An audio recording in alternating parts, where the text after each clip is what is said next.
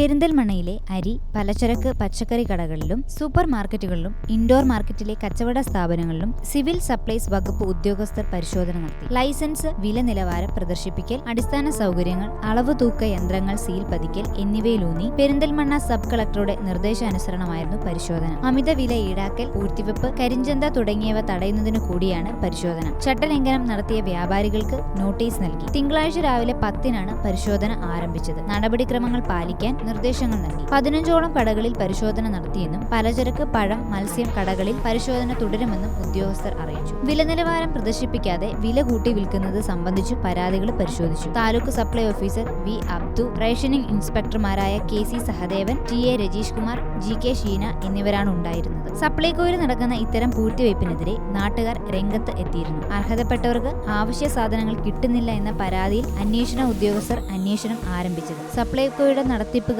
അത് പൂഴ്ത്തിവെക്കുകയും അവർക്ക് വേണ്ടപ്പെട്ടവർക്ക് സാധനങ്ങൾ വിൽക്കുകയും ചെയ്യുന്ന ഒരു പ്രവൃത്തിയാണ് കണ്ടുവന്നിരുന്നത്. ഇതിനെതിരെ പത്തനംതിട്ടയിലെ രാഷ്ട്രീയ പ്രവർത്തകരും രംഗത്തെത്തിയിരുന്നു. ഒരുപാട് കാലമായി ഇതാരും പരാതിപ്പെടാത്തതിനാലാണ് ഈ ഒരു അവസ്ഥ വെളിയിൽ അറിയാതിരുന്നത്. ആവശ്യ സാധനങ്ങളുടെ വില വൻതോതിൽ വർദ്ധിച്ചു വരുന്നുണ്ടായിരുന്നു. മറ്റുള്ള കടകളെ അപേക്ഷിച്ച്, മറ്റുള്ള സപ്ലൈകോ ഓഫീസുകളെ അപേക്ഷിച്ച് പത്തനംതിട്ടയിലെ സപ്ലൈകോയിൽ വൻതോതിലാണ് വിലക്കയറ്റം ഉണ്ടായത്. ഇതിനെതിരെ സംശയം തോന്നിയ നാട്ടുകാരിൽ ചിലരാണ് ഇത് പരാതിപ്പെടാൻ മുതിർന്നത്. മാത്രമല്ല, മറ്റ് ആവശ്യ സാധനങ്ങൾ ജനങ്ങൾക്ക് കൊടുക്കാതെ സപ്ലൈകോ ഗോഡൌണുകളിൽ കെട്ടിക്കിടക്കുന്നുണ്ടായിരുന്നെന്നും ഇവ അഴുക്കുപിടിച്ച നിലയിലും പുഴുവരിച്ച നിലയിലുമാണ് കണ്ടെത്തിയത്.